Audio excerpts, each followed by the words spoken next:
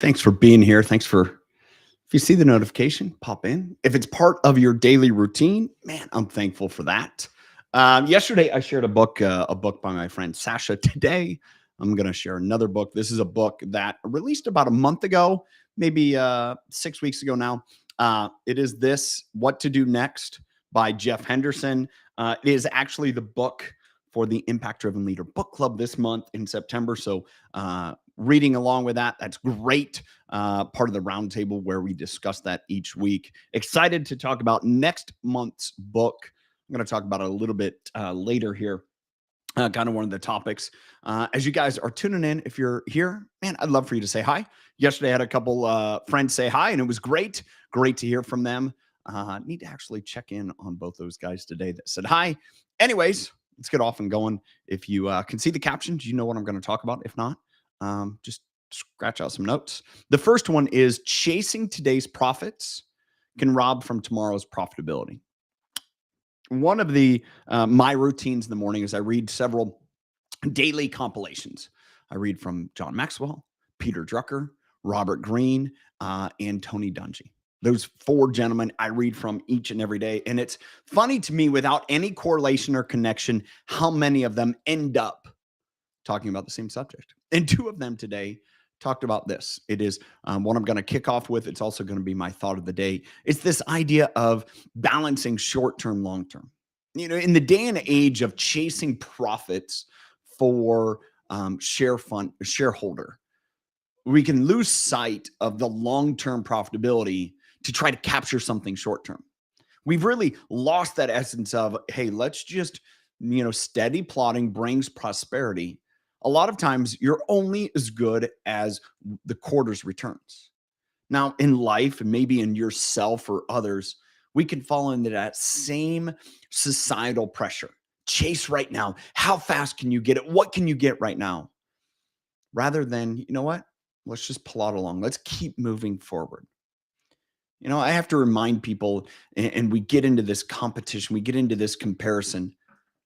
The turtle won the race, not the hare, not the one that was the fastest. Yeah, I'm going to go off on a couple tangents here, but I'm hoping you can, gain from this, value from this. There's this essence in life that you have to hurry up and grow up. You have to hurry up and progress. Gary Vee does an excellent job of sharing this with people. It's just contribute, just grow, just move forward, be consistent. You do that long enough, man, you're going to have all the success you want. But a lot of times when you chase, when you try to press, when you're like, I have to accomplish it faster, you end up burning out. You end up losing sight of the long-term profitability to chase today's profits.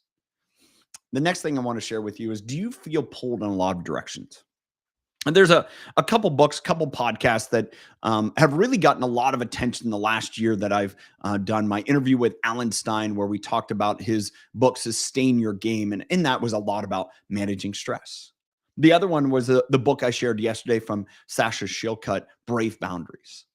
Now, what I discern there is that in life right now, there's a lot of people that are pulled a lot of directions. There's stress. We're probably going to see more stress. We have the holidays coming. We have higher expenses. We're trying to manage and figure out what is that going to look like in our life. And here's my encouragement for you. Sometimes the best thing to do is just shut it down and walk away. Hey, probably it's been at least 20 years ago now. A good friend of mine, George, he shared this lesson with my friends and I. He goes, if it's not going right, you walk out today, you got a flat tire, you get the tire pumped up, you drive down the road, you're out of gas, you go a little bit farther, you realize you left your wallet or your phone or whatever at home. His encouragement there, just go home, shut it down. Don't keep pressing because you're only going to make it worse. In my experience and my lesson, sometimes you can do that, sometimes you can't. But the ideology of just flush it. If you're pulled in so many directions, just shut down, say, hey, all right, what are the bare minimum? What are the important things to do? I believe that is taking care of yourself. I believe that's taking care of those close to you and putting yourself in the right mindset so you can see those challenges as opportunities rather than as overwhelming predicaments that you're just like, oh, what do I do? The next thing I want to share with you, and this is kind of a tip to the next book we're going to read in the Impact Driven Leader Book Club. And it's this book, My Daily Leadership by Antonio Garrido. And the topic of this book in regard to leadership is journaling. That's something as part of the Impact Driven Leader Roundtable we're going to collectively do together this next month, the month of October, is we're going to journal and we're going to share that process. As Antonio shares, and I recognize too, the greatest leaders that I know that I've been around, they journal. They spend a lot of time writing. They take a lot of time compiling their thoughts and thinking. And so my encouragement to you today is, are you journaling? Craig Rochelle, pastor, amazing leader, has a great podcast, the Craig Groeschel Leadership Podcast. He suggests using a 5-year journal. It's just 1 or 2 lines. And yet you look back last year, 2 years ago, 4 years ago, 5 years ago, and you see the things that were going on in your life and you realize, wow, okay, those were either a big deal or they weren't. All right, last thing to wrap up with here this morning. My last piece of information is what I call my thought of the day. And I talked about it earlier. I'm going to talk about it again. Keeping short term and long term in balance is a tightrope walk. Now, the tightrope of life is, trying to stay balanced on that very, very thin rope.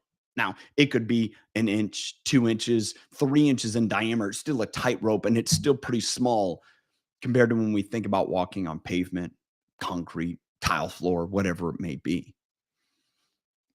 Keeping those in balance, keeping those in harmony is a real challenge. What am I doing today that's going to set me up for tomorrow and 3 and 6 months down the road? Keep those in mind, because when you do, man, you're going to progress a lot farther rather than just focusing on today and forsaking the future. Keep those in balance, keep those in harmony. I hope you got value from today. Thanks for being here. As always, appreciate it, and have a great rest.